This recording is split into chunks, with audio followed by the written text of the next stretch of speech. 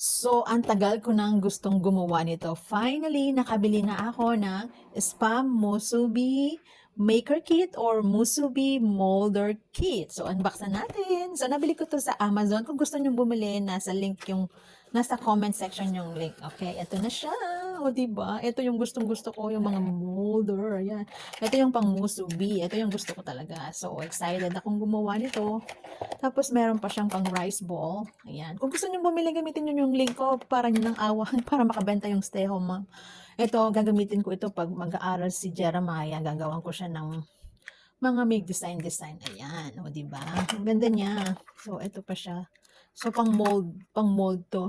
So, ang dami niya mga design. Ito pa, elephant design. Ayan. So, pag-aaralan ko na lang paano gamitin to. So, ito pa siya. O, diba? Paano ba 'to? Ayan.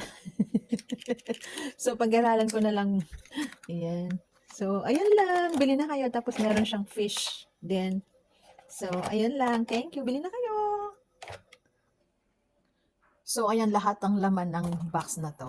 Ayan lang. Bili na kayo. Bili na kayo. So, ayan lahat ng laman ng box. Ito lang talaga yung target ko, yung pang musubi. Ayan, bili na kayo. Bili na kayo.